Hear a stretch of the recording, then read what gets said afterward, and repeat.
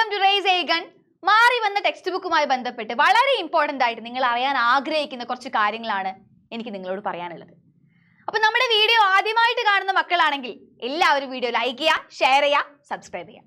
Okay, അപ്പോൾ നമ്മുടെ ഈ ഒരു ടെക്സ്റ്റ് ബുക്കിൽ 10ാം ക്ലാസ്സിന്റെ ഈ മാറി വന്ന ടെക്സ്റ്റ് ബുക്കിൽ നമുക്ക് പഠിക്കാൻ ഒരുപാട് പാഠങ്ങളുണ്ട്. അതുപോലെ നമ്മൾ ഇതുവരെ പഠിക്കാത്ത കുറച്ച് വിധകളുമുണ്ട്. നമുക്ക് നോക്കാം അത് എന്തൊക്കെയാണെന്ന്. ഇക്കായി ഏക് അതായത് യൂണിറ്റ് 1 നമുക്ക് 3 പാഠങ്ങളാണ് പഠിക്കാനുള്ളത്. അതില് ഖിഡ്കി എന്ന ലഘു കഥ, ജിന്ദഗി കാ സഫർ എന്ന ഹൈക്കു. അപ്പൊ ഇവിടെ ഹൈക്കു എന്ന് പറയുന്നത് നമുക്കൊരു പുതിയ വിധയാണ്. 3 വരി കവിതകളാണ്. ആ കവിത ഒരു വലിയ ആശയമാണ് നമ്മുടെ മുന്നിലേക്ക് എത്തിച്ചു തരുന്നത്. ഇതാണ് ഹൈക്കുവിന്റെ പ്രത്യേകത. അപ്പോൾ മാർക്ക് സ്കോർ ചെയ്യാൻ വളരെ സിമ്പിൾ ആയിട്ടുള്ള ഒരു ഏരിയ ആണ് ഹൈക്കു.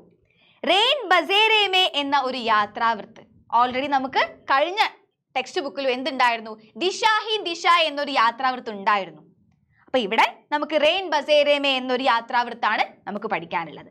2ാമത്തെ യൂണിറ്റില് മേരി ദുനിയാ കെ തമാം ബച്ചേ എന്ന കവിതയും അതുപോലെ വൈറ്റ് ക്യാപ്പ് എന്നൊരു കഹാനിയുമാണ് പഠിക്കാനുള്ളത്. അപ്പൊ കഥകൾ നമുക്കുണ്ട്, നമ്മൾ പഠിച്ചിട്ടുണ്ട്.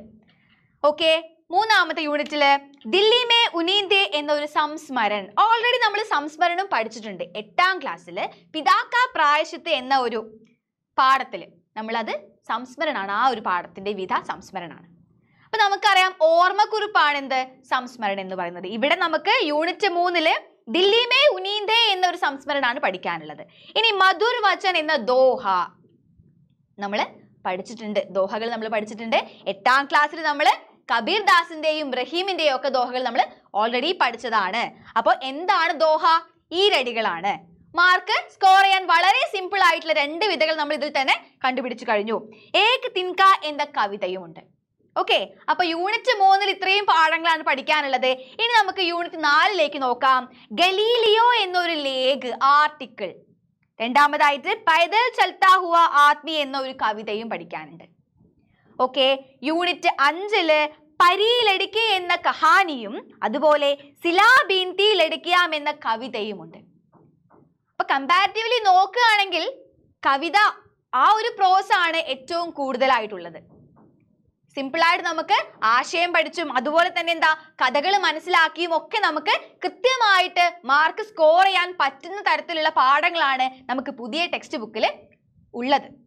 അപ്പൊ നിങ്ങൾ കൃത്യമായിട്ട് പഠിക്കണം. പിന്നെ നിങ്ങൾ അറിഞ്ഞിരിക്കുമല്ലോ 8ാം ക്ലാസ്സിൽ ഇത്തവണത്തെ ഒരു മാർക്കിന്റെ ബേസിൽ 2 ലക്ഷത്തിലധികം കുട്ടികളാണ് ഹിന്ദിയിൽ തോറ്റിരിക്കുന്നത്.